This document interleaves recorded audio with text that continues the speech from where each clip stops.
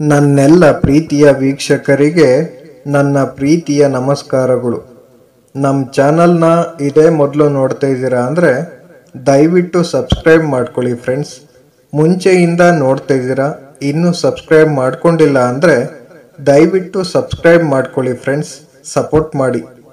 ಮೂರ್ಖನಿಗೆ ಪುಸ್ತಕಗಳು, ಕುರುಡನಿಗೆ ಕನ್ನಡಿಯಷ್ಟೇ ಉಪಯೋಗಕರ, ಅಂದರೆ ವ್ಯರ್ಥ ಎಂದರ್ಥ. ಆವು ತಾನು ವಿಷಕಾರವಲ್ಲದಿದ್ದರೂ ವಿಷಕಾರವಾದುದಂತೆ ನಟಿಸಬೇಕು. ವಿದ್ಯೆಯು ಆತ್ಮೀಯ ಸ್ನೇಹಿತನಂತೆ. ವಿದ್ಯಾವಂತನಾದವನು ಎಲ್ಲ ಕಡೆಗಳಲ್ಲೂ ಗೌರವಿಸಲ್ಪಡುತ್ತಾನೆ. ವಿದ್ಯೆಯು ಸೌಂದರ್ಯ ಹಾಗೂ ಯೌವನವನ್ನು ಮೀರಿಸುತ್ತದೆ. ದುರ್ನಡತೆಯುಳ್ಳ, ಕೆಟ್ಟ ದೃಷ್ಟಿಯುಳ್ಳ, ಕುಖ್ಯಾತ, ಕುಟಿಲ ವ್ಯಕ್ತಿಯ ಸಹವಾಸವನ್ನು ಮಾಡುವಂಥವನು ಬಹಳ ಬೇಗ ನಾಶವಾಗುತ್ತಾನೆ. ಅತ್ಯಂತ ಹೀನವಾದ, ಅಲ್ಪವಾದ ಜೀವಿಯಿಂದಲೂ ಏನಾದರೂ ಕಲಿಯುವಂಥದ್ದಿದ್ದರೆ ಅದಕ್ಕೆ ಹಿಂಜರಿಯಬೇಡ.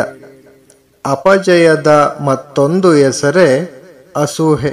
ಸಾಮಾನ್ಯ ಮನುಷ್ಯನಂತೆ ಬದುಕುವ ರಾಜನ ರಾಜ್ಯದಲ್ಲಿನ ಪ್ರಜೆಗಳು ರಾಜನಂತೆ ಬದುಕುತ್ತಾರೆ.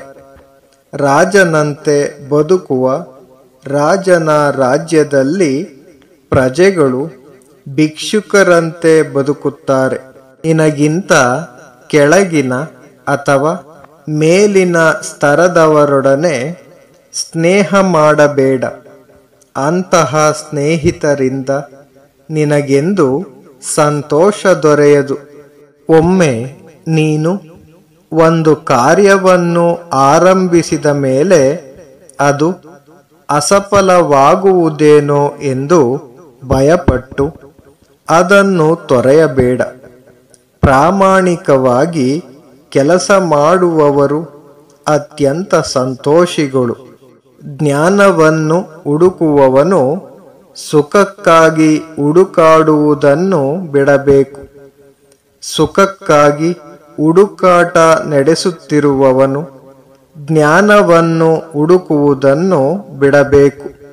4 ಜನ ದೊಡ್ಡ ಶತ್ರುಗಳೆಂದರೆ ಸಾಲಗಾರನಾದ ತಂದೆ, ನಡತೆಗೆಟ್ಟ ತಾಯಿ, ಸುಂದರವಾದ ಅಂದರೆ ನೀತಿಗೆಟ್ಟ ಹೆಂಡತಿ ಮತ್ತು ಮೂರ್ಖ ಸಂತಾನ. ಒಬ್ಬ ವ್ಯಕ್ತಿಯು ಅಂತಸ್ತಿಗೆ ತಕ್ಕಂತೆ ಗೌರವಿಸಲ್ಪಡುತ್ತಾನೆ. ಅವರವರ ಸ್ಥಾನದಲ್ಲಿರುವಾಗ ಮಾತ್ರವೇ ಮನುಜರು ಗೌರವಿಸಲ್ಪಡುವುದು. ಬಡವನಾದವನ ಜೊತೆ ಇರಬೇಡ. ಹಣ್ಣು ಬಿಡದ ಮರದ ಮೇಲೆ ಪಕ್ಷಿಗಳು ಗೂಡು ಕಟ್ಟುವುದಿಲ್ಲ ಮತ್ತು ಬಲಹೀನವಾದ ಆಡಳಿತಕ್ಕೆ ಪ್ರಜೆಗಳು ಒತ್ತಾಸೆ ನೀಡುವುದಿಲ್ಲ. Thank you for watching friends. Please subscribe my channel.